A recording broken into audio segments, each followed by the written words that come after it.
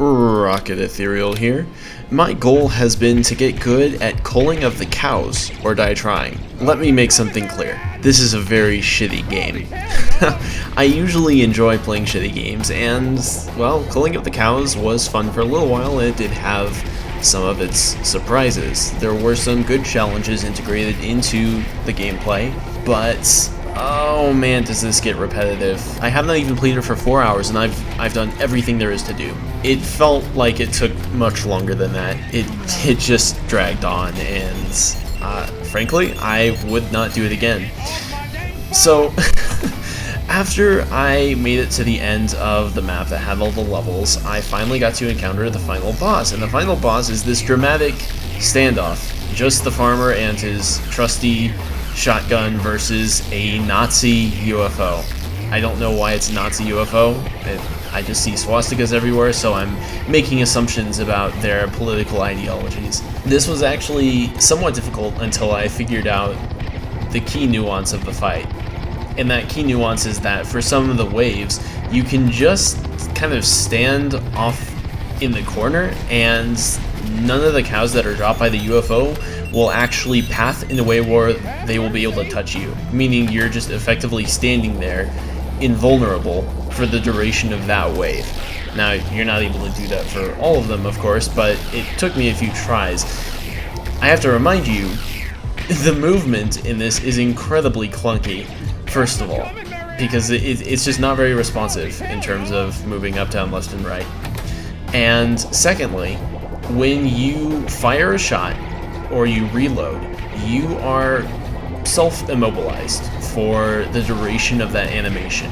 And as the reload animation and the sounds that come with it don't quite seem in sync, it's really unintuitive. You're not really sure when the shot that you're trying to load into the gun is actually going to be loaded in, and you can start moving again. For the entire 4 hours, almost 4 hours that I was playing this game, I found myself just mashing the R key every time I had fired a shot, because it's just a really clunky system. Everything that you do, including moving around, takes so much time, and you're not really sure how quickly it's going to get done, and it just makes the core of the gameplay kind of difficult. Now, I did mention that it was a fairly difficult game before. After I went back and got all the challenge medals, I decided that, you know what, that's really not the case. Because if you wanted to just get one challenge medal at a time for any given course, it would be incredibly easy to do that. Because usually the worst thing that a challenge medal can do is tell you, play this round without using assists like the machine gun or the nuke, or it will tell you not to upgrade your gun. Well, I played through the entire first time without ever upgrading my gun, because it cost money, number one, money that I would usually spend on ammo types instead, and number two, because there was almost always a challenge for not upgrading the weapon. And so yeah, if you're not upgrading your gun ever, and you're not using assists, and especially when you're not using different ammo types, if you got all three of those things going on at once, then yes, the game is very challenging, but doable. If you don't care about the challenges, if you don't care about the medals, and you're just using all the resources that are available to you, the game becomes piss easy.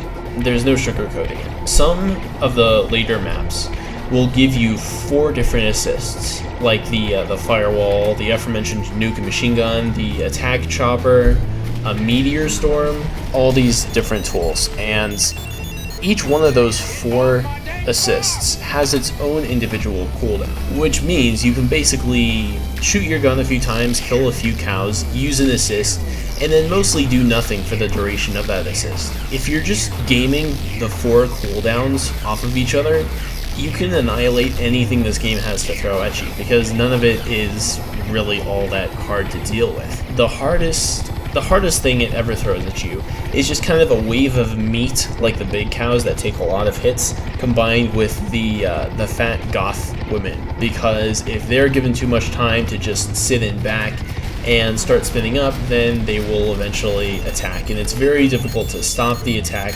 once it begins. Now, the spinning does give you a bit of a warning, because it actually takes them a few seconds to attack after they begin spinning. Now, I finally had the chance to figure out what all 4 of the upgrades do. So I went through the entire game without knowing what any of the gun upgrades did, because I never used the gun upgrades because it was almost always a challenge medal. So the first upgrade upgrades your total magazine size. I'm not sure if that's the correct term, given that it's a single shot shotgun, but whatever. You can upgrade it, I want to say 3 times, to 11 shells, 13 shells, and 15 shells. The X upgrade, the second upgrade, is how many shells you reload with a single reload animation. I found this to be the most useful upgrade by far, because you can first upgrade it to put in 2 shells at a time, then 3, then 5. I believe that was the progression. And when you're able to reload 5 shells at a time, that is just a huge lifesaver. It makes it so easy because you're spending so much less time popping in each individual shell, or every 2 shells. The C upgrade, the third upgrade, was rate of fire. So it just lets you shoot faster. It's convenient, but I didn't find it to be very game-changing. Then the last upgrade, the V upgrade, was a laser sight, and that laser sight will point just straight ahead constantly, never moves, and will show you exactly where the center of your shot is going to be. Now that's pretty handy, especially if you haven't upgraded your ammo yet.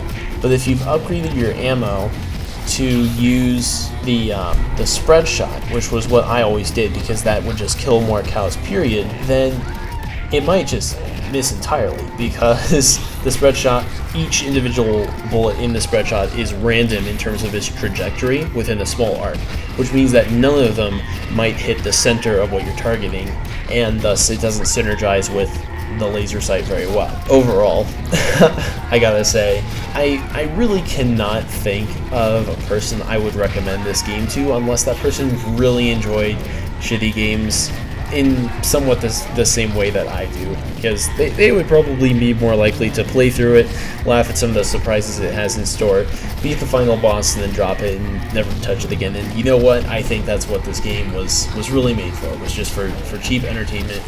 I do not think that the developers were really trying to make a good game, per se. I think they just had a silly idea and they pumped it out, and they didn't worry too much about designing it well, and they called it a day, and they sold it for some money, and good for them.